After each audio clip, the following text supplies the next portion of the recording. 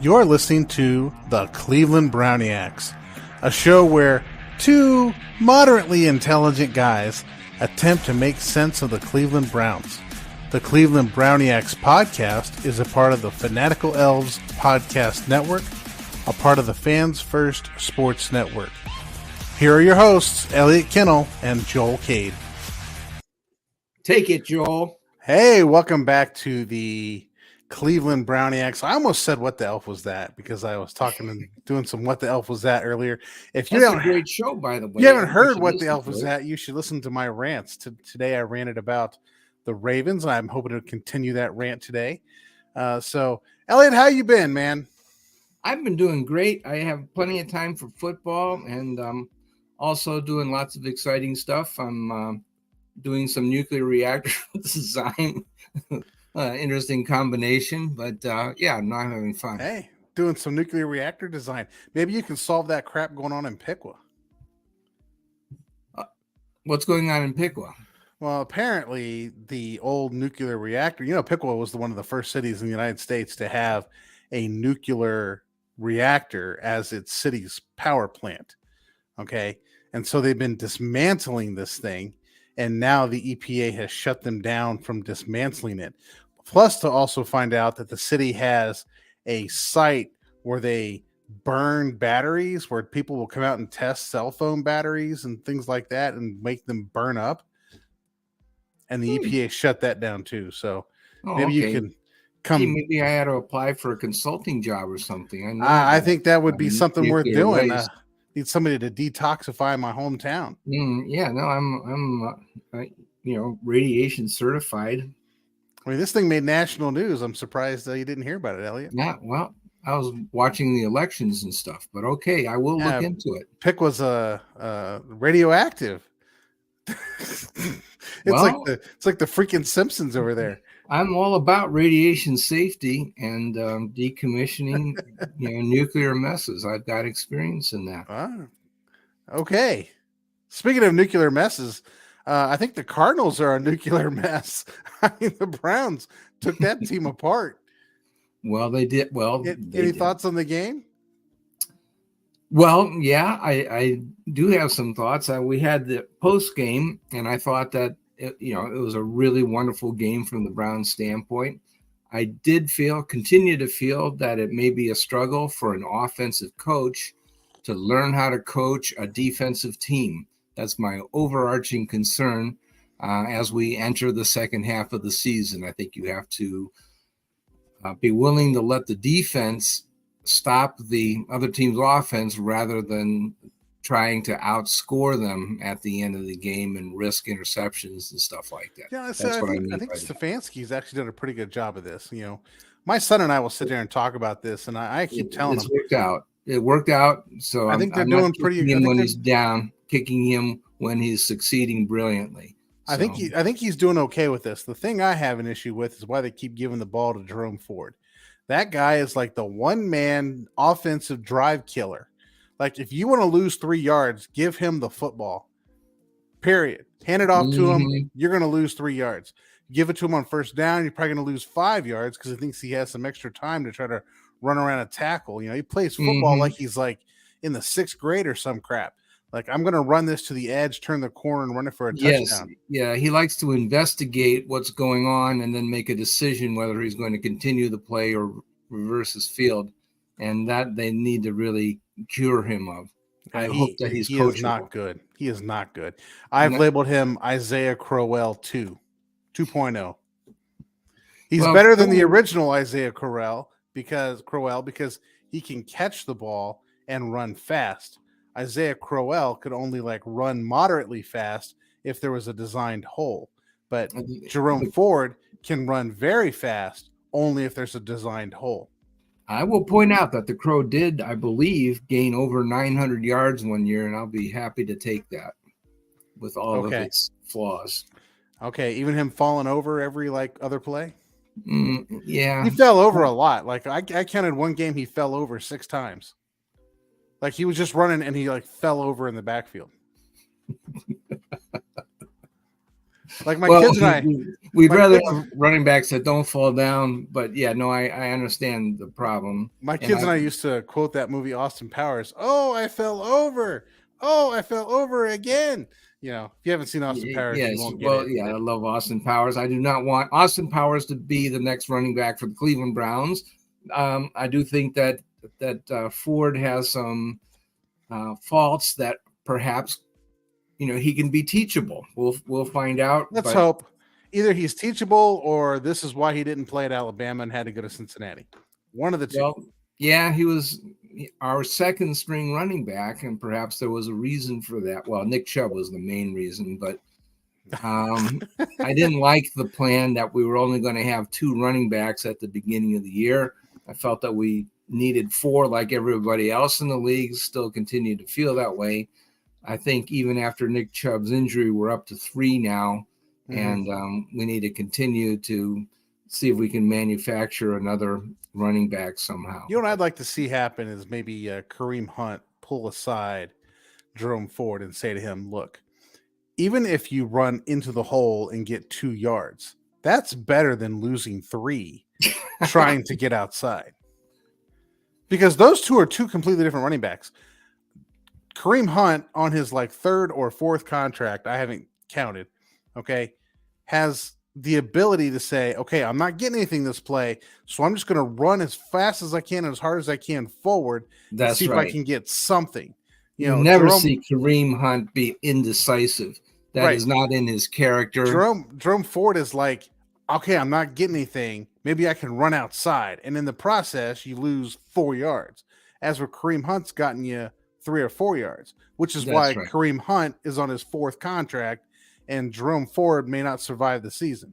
So I don't know. I'd just like to see like Hunt just sit him down and say, look, you're in professional football. You have to get yards because we can't keep going 3 and out because you lose 5 yards on first down, which happened like 3 times in that game against the Cardinals. Yeah, it's not necessary to do insane. that. It's bad football.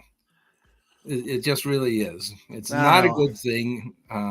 I've been ranting about Jerome Ford for like 3 weeks. I think this week just kind of came to an apex for me. Well, I've been ranting since the off season, if you recall. Oh, I recall. I was just booing me for saying, well, we've got 2 running backs. That's enough for the season. Well, it's not enough. You need to have 3 or 4 in order to have a good running back room. We didn't have enough, and now we're paying for it. Well, I was just ready to give him a chance. Like, okay, we've only seen him run the ball like 5 or 6 times. Let's see what happens. Now we've seen what happens. We know he's garbage, and we need to do something else. Like, okay, we're giving you too much time. I'm going to toss strong. my cookies in a minute. All right. Let's just move on. So here you want to talk about some Browns formations. What you got for us, Elliot? Well, I've got a bunch of stuff. I've got some of the usual diagrams and some unusual diagrams. Let me present PowerPoint. Is this the one you emailed me? Because I got it. I can pull it up. I got it. All right, cool. Elliot becoming the master of his domain. Yeah, except, the last time I did this on my show, I screwed it up. And I thought I was presenting, and it was kind of funny. You can see me looking like I'm not being seen, but I was. But okay, here we go. And then... yeah, that's the PowerPoint I got up. I could have just shared that.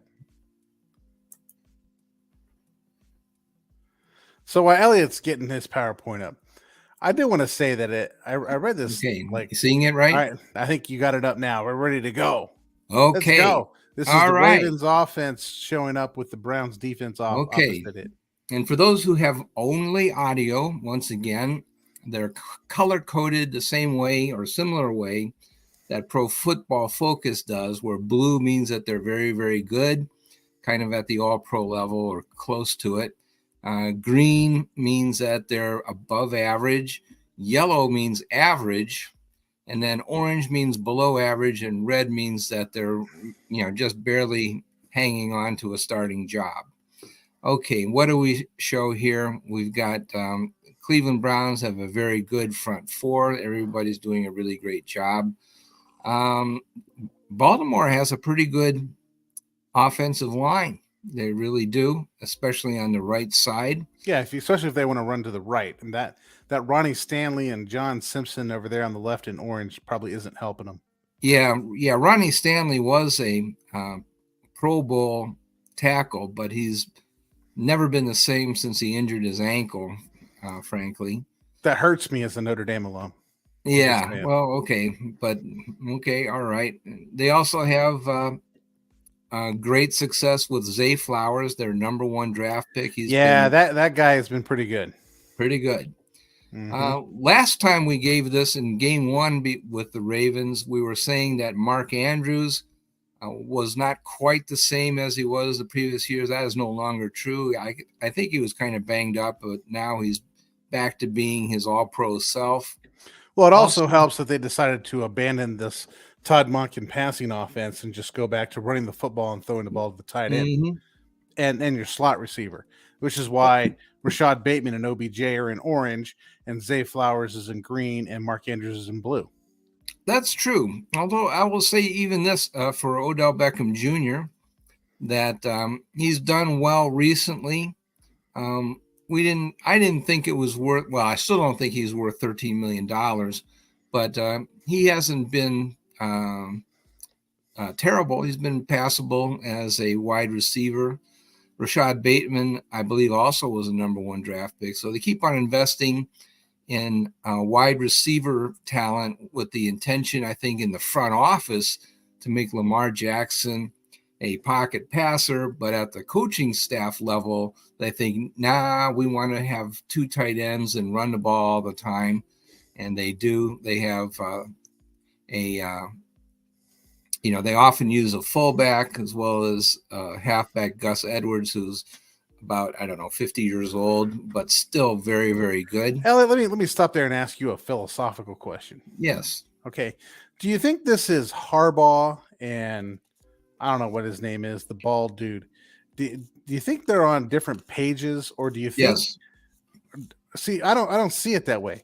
I see it as Harbaugh gave this an opportunity to try to throw the ball downfield, and it worked against Texans, maybe a couple other teams. But then, like, they realized that they can't throw the ball downfield, so they just started running the ball again.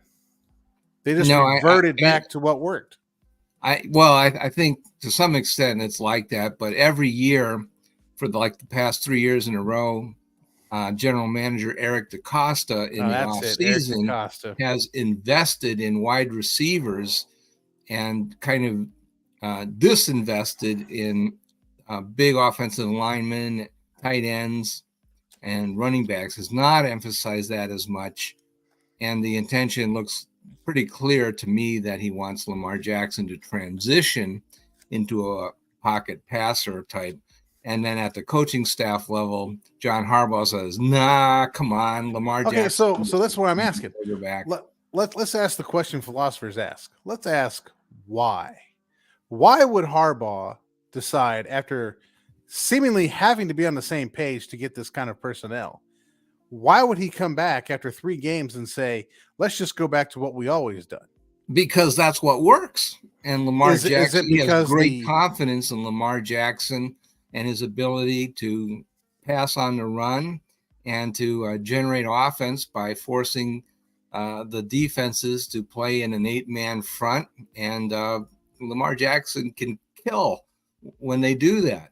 Okay, I'm going to agree with you, but to say this is what works implies that what Todd Monken brought to the situation is not working. Yeah, I would say that. I think also, yeah, no, I think that's true. Okay, so I want to talk about this article I read today. It was just absolutely insane. Said the 5 reasons why Todd Monken was excelling. Reason number 1 is that the Ravens have the second most explosive plays in the NFL. Their offense, of course, they're counting explosive plays as runs of 10 yards or passes of 20 yards. And if you look at the actual numbers, they're second in runs of 10 yards and like 14th in the passing criteria.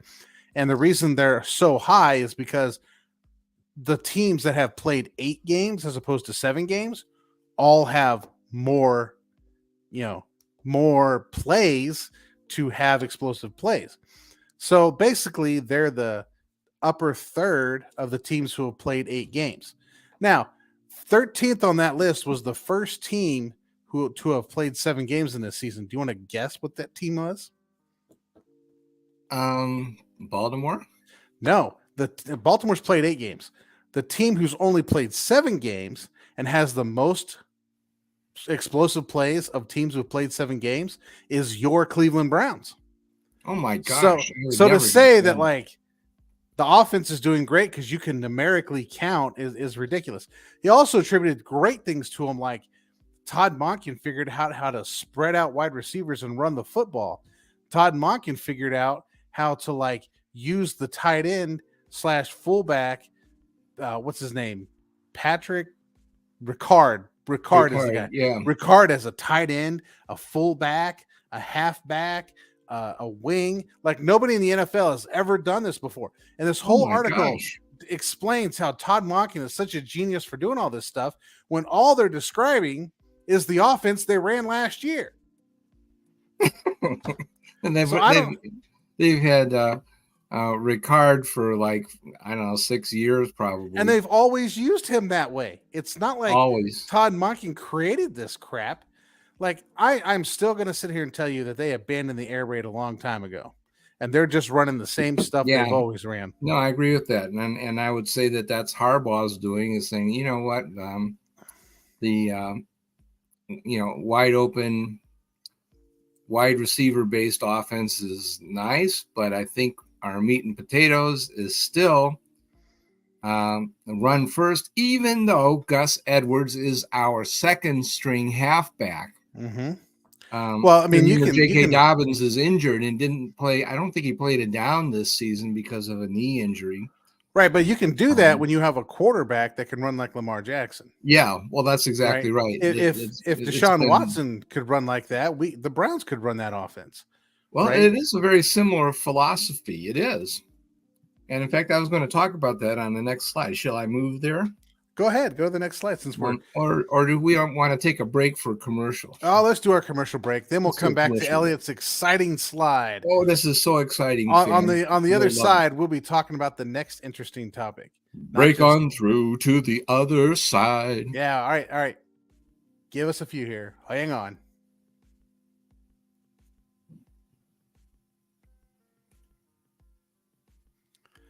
All right, and we're back going over Elliot's slides, talking about the Ravens and the Browns matchup. So this time we've got the Browns offense on the bottom of the slide, and the Ravens on top, and the Ravens are the number one ranked defense in the NFL, and I think the Browns are number 2. So they're very, very similar, tremendous teams, or units, I should say, both. I will point out some of the real studs on defense. Kyle Hamilton, one of the top-ranked strong safeties. He's that's a Notre Dame guy. You know, I gotta applaud that one. Although I don't like him now that he plays for Baltimore. And his job is to neutralize David Njoku, plus 5 other tight ends that the Browns will throw at him. They also are getting mileage out of Jadeveon Clowney, who looked like he was absolutely spent last season for the Cleveland Browns. And I think what they've done is they've reduced his workload, and they found out that if you don't work him as hard, that he's got some gas left in the tank. Only if you play him on third down so we can rush the passer. Yeah, exactly so. Michael Pierce, their nose tackles, were a really tough guy. He's very hard to move. Roquan Smith, linebacker, very close to all-pro. If he doesn't make it, he'll be very close. And Odafe Owe, we didn't see him in the first game, but he will be available in this game, and he's been lights out. So they've got some real stars on defense, and they don't really have any weak spots. They're really well. Maybe I think Marcus Williams is rated a little bit below average, but they're really. I'll tell you a weak spot, and that's Marlon Humphrey. Humphrey's garbage. He is the most overrated garbage I've ever seen. Like the guy has one move, and that's grab and hold. That is it. He gets beat on man Yeah. constantly, and he grabs. Then when he's called, he like argues with the ref for 10 minutes. Basically, the idea is if I argue with this guy after every single call, he'll just stop calling it, which is I think is the entire philosophy of the Ravens team. Right? If we just argue all the time, refs will stop calling stuff so that we Hmm. don't have to be argued with. And I think one of the great things about the Ravens defensive line is that they are the masters of defensive holding. So I'm hoping that the referees will pay attention to defensive holding on the defensive line, because that's how people like Owe and Rokon Smith and Patrick Queen get to run free, is because these guys up front are just grabbing offensive linemen and holding them. Well, there you go. Yeah, I think that is kind of the way that they teach especially their defensive backs. It just goes back to that philosophy of let's just go out there and do everything illegal. I mean, this is the brother of the guy from Michigan. Let's go out there and do everything illegal, and then when they complain about it, let's just deny it, argue, Mhm. scream, yell. And if we just do that long enough, people will just ignore that it's actually a problem. Like, what a childhood for those two brothers. Yeah. All right. Let me turn to the Browns offense. This is not actually the base offense, but I wanted to show that the Browns are using a fullback in about one quarter of the plays. Oh my That God, did Todd Monken teach them that? probably did. He's so Um, brilliant. yeah, Nick Harris is the fullback. We actually had a fullback last year also. That was the guy that he's on the Michael Dunn is on the disabled list right now, or I should say the injured reserve. But he had this role last season. And people list Nick Harris as a center, but he's playing fullback and he's playing tight end.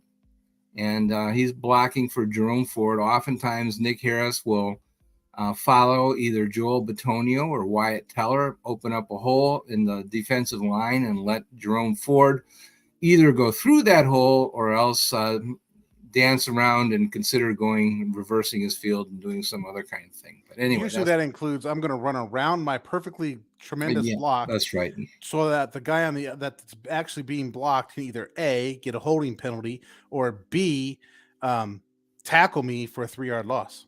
Okay, now we do have a problem here on left tackle. James Hudson is going to go in for Jedrick Wills, and that's probably not a good thing. Jedrick, I think Jedrick was probably playing hurt in the beginning of the season, didn't really announce it to the world, but he's really gotten better as the season has gone on, and unfortunately he came up with a knee injury and will miss at least 4 games, I think. Well, I'm hoping that it's just the 4 games, and whatever is going on, he can get it all healed up. Do we have anything on that injury? Or is it like a rotator cuff injury? Yeah, no, it was like, I think it was, don't quote me on this, but it was not an ACL. It was like an MCL or something like that. But it was a strain. It was not nothing was completely torn. Well, and let's just hope that he can come back, because I thought he was having a pretty good season. He was getting better. Agree. He was coming on. Agree. So there was talk of moving DeJuan Jones over to left tackle and starting James the Hudson Hornet over there on right tackle. I would support that if DeJuan Jones is comfortable playing left tackle. Well, there is some possibility that they might do that. I was going to point out, actually, with this slide, that a lot of times the Browns play a 3 tight end formation. And, a lot of times the sports articles are sort of ignorant about that, if you'll pardon me. No. What they do in this case is they move Nick Harris from the fullback position, and he goes out and he plays sort of like a flanker type tight end. They call that a wing. Yeah, you can call it a wing. Mm-hmm. But he's sort of or an H-back. They call it an H-back. Yeah, well, an H-back is sort of like back here, but he sort of edges up, and the officials let us get away with that. And he's really kind of like an extra lineman. That's a wing. And then they have another pass catching tight end like Jordan Akins, so that they have okay, two big men over here, and then Njoku splits wide a little bit. And so they really have three tight ends. Njoku really becomes a wide receiver. And then they can run forward behind those guys. And that's one of the ways that they get 4 yards every play is they get this, this big. How much does DeJuan Jones actually weigh? He's like 370 or something. 370 insane. is what I heard. You're Yeah. saying we actually gain yardage on that play with Jerome Ford? Yeah. That's how I think that's the play he's always trying to bust out to the right. Well, yeah, that's an option. But yeah, they're blowing people off the line with that. And the defense has to commit. They can't be wishy-washy. They're either going to have to play an extra body against these tight ends, or they're going to double cover Amari Cooper. But they got to pick one side or the other. Amari Cooper, by the way, is really the only wide receiver on the team that gets any kind of attention and that delivers any kind of yards. So have you put in, because I heard this part of the podcast. Have you put Njoku into that equation? Well, Njoku is a tight end. Okay, but I understand we're saying that, right? I mean, I understand where you're coming from. Okay. Yeah, I don't know that Njoku is covered by a cornerback that often. I think he's strong safety or linebacker. Here's what I'll say about David Njoku. Teams are afraid of David Njoku. Okay. They take care of him. So you could say, okay, the second wide receiver is Cedric Tillman or it's Elijah Moore. And there were a lot of injuries to wide receivers that game that could have skewed numbers, right? So, but what I will tell you is I think the second option is really David Njoku. Oh, he's the one that really is the second option behind Amari Cooper. There's no question. He's the one the team's game plan for. He's the one that teams look after. He's not getting the ball without two people around him. Right. Okay. He is the other guy that they really worry about. And I've seen teams double Njoku and let Amari Cooper just run. That's how bad it's been for Njoku. This is why he doesn't get many catches, is because he is draped. Teams fear. My point though is that this formation forces the defense to commit resources to either stop these big guys from running or double cover Cooper. They have to pick one or the other, and they have to choose what kind of personnel they're going to use. Are they going to use an extra cornerback, or are they going to insert an additional strong safety or an additional linebacker? Are they going to play three linebackers? And so depending on what they choose, then that helps the Browns to decide to perhaps go the other way. And so I think it could be a formation that they use a lot against Baltimore. Yeah, and I'll say that about the formation. That formation only works or puts that bind on the defense if the ball actually gets thrown to a tight end. If they don't throw a ball to a tight end, if they just put them all out there as blockers, that's pointless. You have to throw to your tight ends out of that formation. Yeah, you have a lot of things that you can do with that, and especially if one of your tight ends is David Njoku, that's actually a pretty powerful formation. So yes, provided, and this used to be the question years ago, but it's gotten solved. I'll say provided Njoku blocks. He used to not block, but now he's a machine. So yeah, now he does block, and he still has that reputation because he was criticized back in 2017 and 2018 for not being a good blocker, but he really improved. And yeah, he was not, but he really improved a lot. And people tend to criticize Njoku for whatever screwy reason, but it's totally ridiculous. He's one of the most reliable receivers on the Cleveland Browns and in the NFL, for that matter, among tight ends. So I think I guess what I was going to say is I'm praising Njoku. Okay, absolutely. Because he's added blocking to his repertoire, that makes him a much more dangerous receiver. Okay, yes. So if he never blocked, which he used to never do, he would never get open, which he never did. And now that he blocks, and I'm going to credit Kevin Stefanski for this, because Stefanski figured out a way to get him to block. him getting called out by general managers and coaches. That crap never worked. But Stefanski got him to block because Stefanski convinced him of the truth that I am telling you. If you block, you will get open. If you don't block, you will not get open. That's the life of tight ends. And Njoku has embraced the blocking, and now he gets open. Now the defense is forced to deal with him, which now opens up the run game, because if he would release a block and go out, they can't just run in and take a tackle. They've got to follow him out there to make sure he's not getting the ball. So he's really elevated the whole offense in a way that if you don't look at this schematically, you would never see it happening. But Njoku really is a massive key to the success of this offense. Yes, that's absolutely true. And people, for whatever reason, also complain about his salary, which is like half as much as Mark Andrews. So I think it's totally unfair, unwarranted. He's a very, very good tight end, and his pay is commensurate with his performance. So I don't know. All right. So let me just mention a few things here. Is that the Ravens, you have to give the devil his due.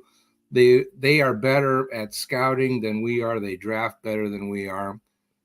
We talked about DaCosta being determined to transition to a more of a pocket passing team with Lamar. But I think that he's not on the same page with the head coach, John Harbaugh.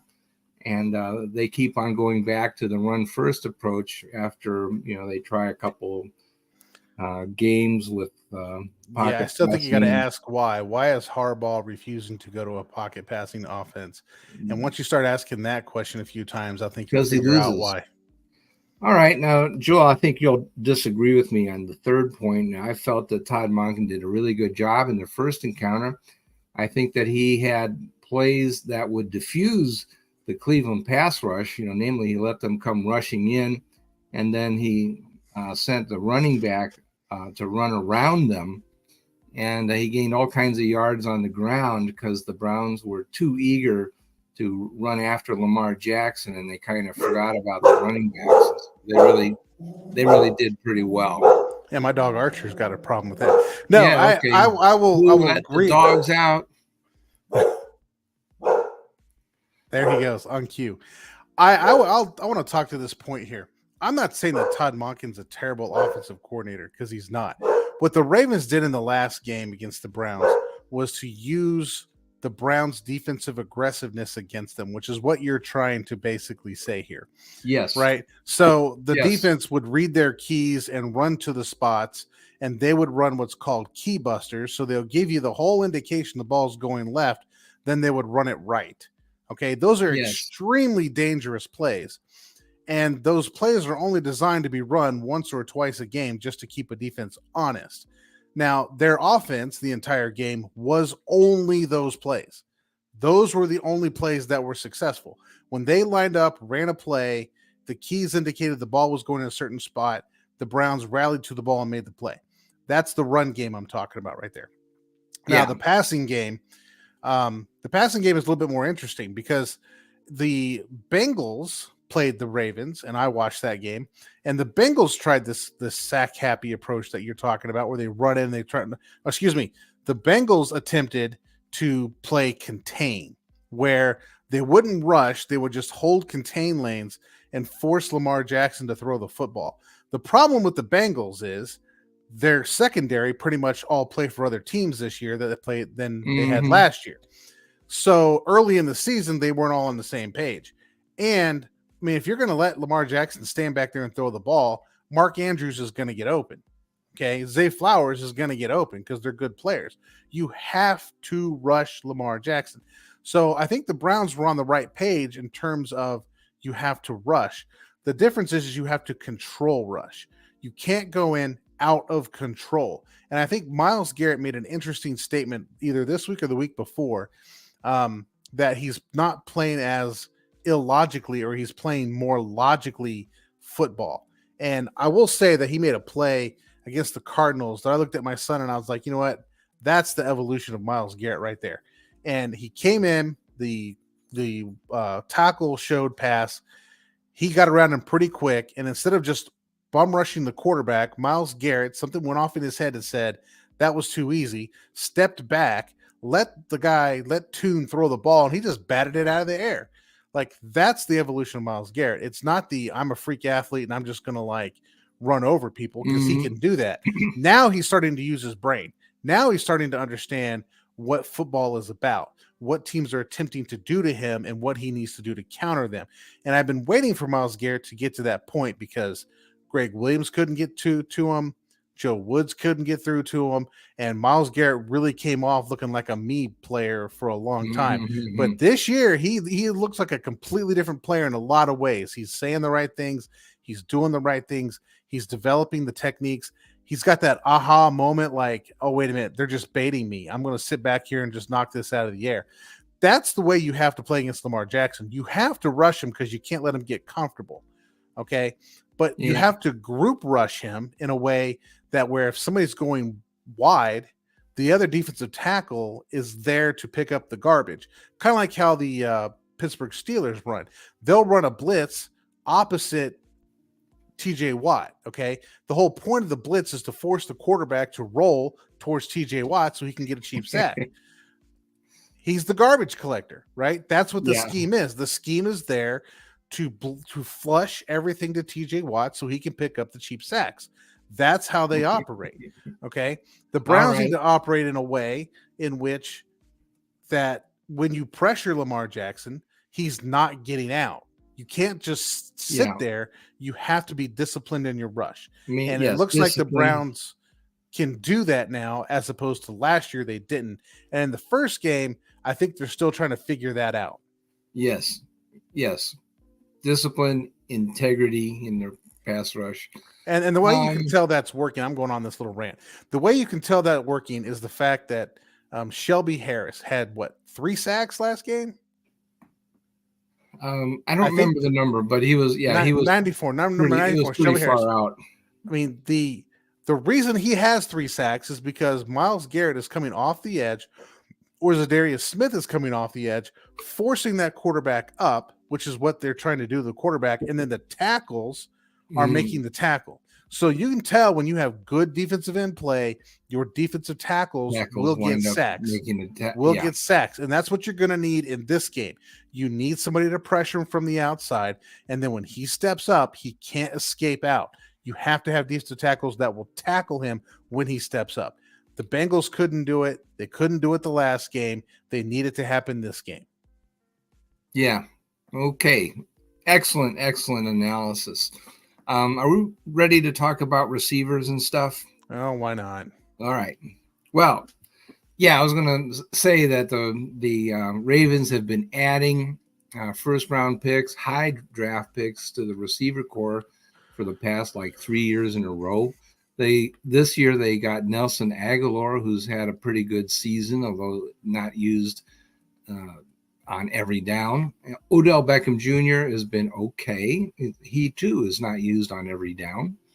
Mark Andrews was not really having a good season initially, but is back to his nasty self now. Here's some numbers that you can take a look at. This is what I showed for the first game.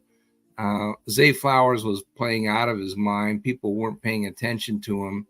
And he was just getting lots and lots of targets. I think people were erroneously paying attention to Odell Beckham Jr. That's right. That's exactly right. And snaps per target, a number of 7 is what a superstar gets.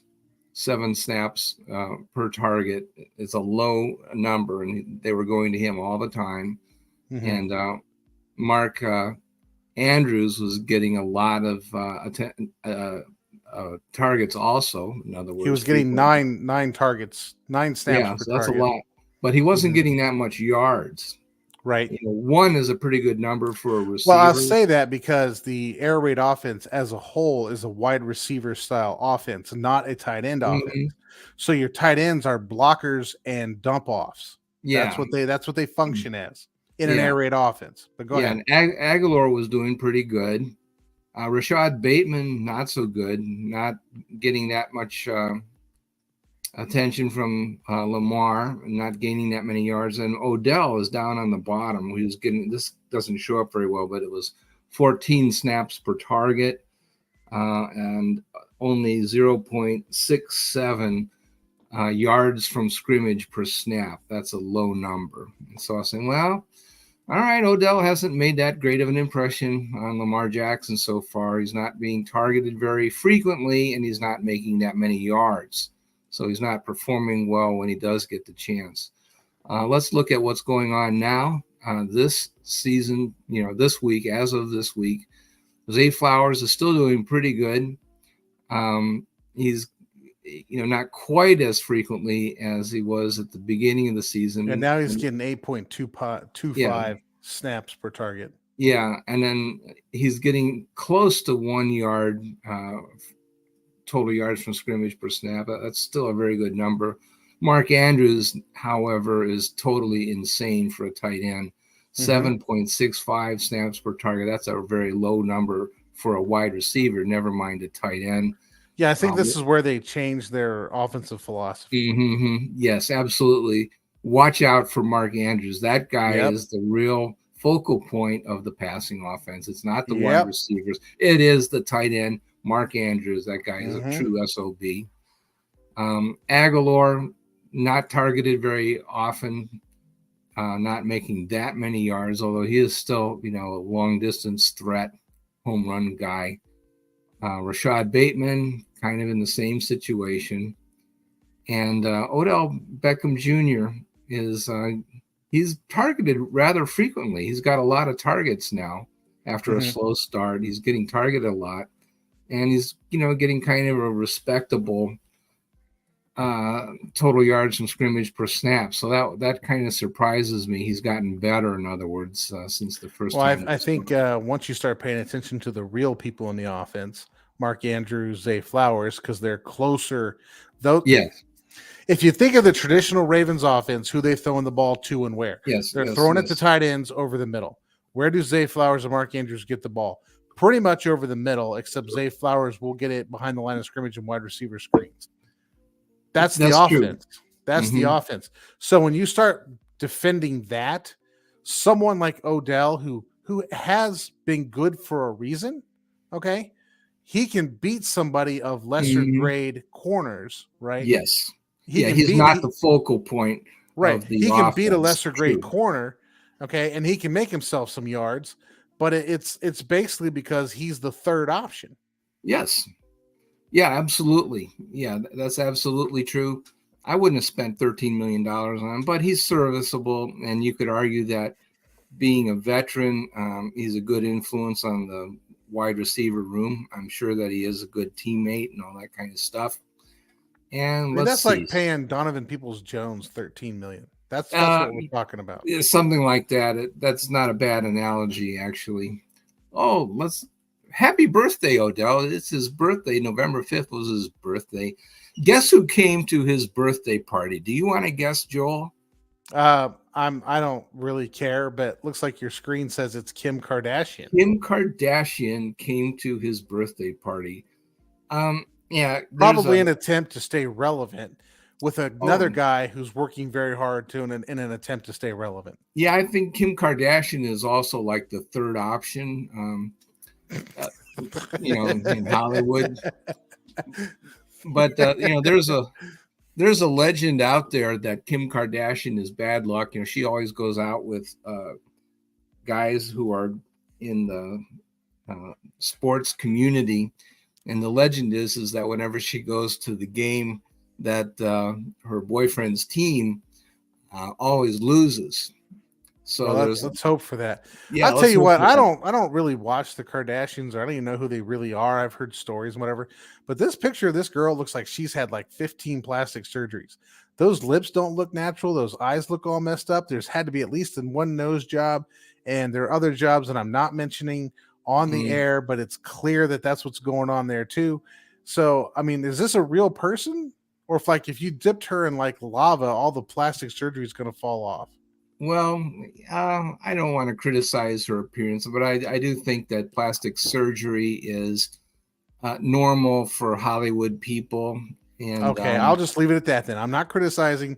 Just tell me yeah, it's normal for people who make themselves out to Hollywood. Fine. Fine. She looks yeah, like she lives in Hollywood. she does live in Hollywood. Yep. There you go. She looks like she lives in My Hollywood. daughter and my wife like to watch the Kardashians reality show, so I do sit with them and watch sometimes. And she's actually a very good business person, Oh, I'm sure um, she is. but she may have a curse when it comes to sporting events. So I hope that that's true. Anyway, that's what I've got. I think we pretty much covered the waterfront on the Ravens versus Browns. I think if we compare the teams, the defenses are very, very highly ranked, both of them. But on offense, I would rank Lamar Jackson is better than Deshaun Watson. I think they've got better wide receivers than we do. Although I think Amari Cooper is sensational. He's Mhm. done everything, even though he gets absolutely the greatest attention from the defense, always gets at least double coverage or their best cornerback. Mhm. But they've also got Baltimore has better running backs, and I Well, think they you're have an advantage on you offense. you're not getting an argument with me. They put Jerome Ford back there, we're screwed. So I mean, Well, who else do they have you actually? you just got to put Pierre Strong back there and Kareem Hunt and just rotate those two. Well, And yeah, Kareem Hunt. Kareem Hunt has actually looked better this year than last oh, year, even though he was a absolutely. year older. I'm really surprised by that. Very pleasantly surprised. But yeah, no, he looks younger. I think they say he's lost a few pounds, and that's helped him in his old age, I guess. But he does look better. Last year was not a good year for him, and this year he looks a little quicker. Yeah. I don't know. I'll tell you my analysis here is this. This is going to be a dogfight. And it really comes down to which offense can score on the opposing defense. And what that really means is which offense can move the ball. Both right now teams are really like mirror images. They play very good Mm-hmm. defense and their offense is about ball control. So if you can control the line of scrimmage, you can keep getting first downs, you can stay on the field, that's the team that's going to win. Yeah, I think this is um, going to be two strong defenses. I think that there are going to be turnovers, and the Browns have a puncher's chance because they do have a premier defense. I'm not opposed to winning ugly. I think that this might be a case when the Browns may need to take more chances than they would against a team like Arizona. So you see the Browns as the underdog. Oh, definitely. Yeah, the Okay. Las Vegas has them by I think about 6 points. Yeah, I don't see it that way. I think the Ravens have played a lot of weak teams. Yeah, well, look The at Seattle though. Seattle played us even up, and they absolutely creamed Seattle when they played well, them. the Seattle played us even up while we have PJ Walker out there turning the ball over. Okay. Well, Just okay, just I mean, point when well you when you're taken. when you're giving Seattle the ball inside your own territory, you put your defense in a real bind. And then you keep them on the field when you don't move the ball. I mean, if you have an offense that moves the ball and keeps their offense off the field, I think that's a completely different game. I think it's a different team with Deshaun Watson when he is ready to go. Yeah, okay, I'll grant you that's probably worth 3-4 points, something like that, at least. And I think the Ravens, part of their defense is the fact that they played CJ Stroud, they played DTR, they played Anthony Richardson. I mean, that's three rookies for three of their wins. I mean, actually, they lost that game to the Colts because Garner Minshew came in and tore them up. And I don't know if you could say too much about it because the Browns barely survived that team too. So, um, Hmm. I'm not real impressed with the Ravens. I think they're impressive on paper, but when you look at what's behind the paper, I still see a team that needs to prove itself. Well, we'll find out on Sunday. I think it will be a big fight. I think it will be game won by defense. I expect that the offenses will not be the focal point. I think the defenses will dominate on both teams. Yeah, it just comes down to which offense can move the ball. That's what it'll come down to. Just don't go backwards. Yeah, just don't give the ball to Jerome Ford. We'll be 10 okay. yards, make 10 yards, get a first down and punt, and that's not a bad play. Eventually you'll get close enough to kick a field goal, and I'm happy with that. I mean, I think Jerome Ford's going to be the key. If he starts running backwards, trying to get an edge, we're screwed. If he decides to do something he's never done in his career, which is like run forward, there might actually be some chances here. Yeah, no, I agree. Let's move forward. I don't know why they don't play Pierre Strong. I had some of these stats that I was looking at, and similar to the ones I don't know. I think they should just. I mean, we're at 50 minutes here, but I think we should put Pierre Strong as the running back 2, Nick Chubb as running back 1. You can bring in Jerome Ford on third downs to be a receiver. So that, unfortunately, is our time, and we will talk to you next week and find out how this all came out. But I'm a little bit more optimistic, I think, than Elliot is right now. So, all right, we'll see you next time. All right. For listening. Shout out to my fellow veterans. Please like and follow us on Spotify and give us a 5-star rating on Apple Podcasts. Go Browns!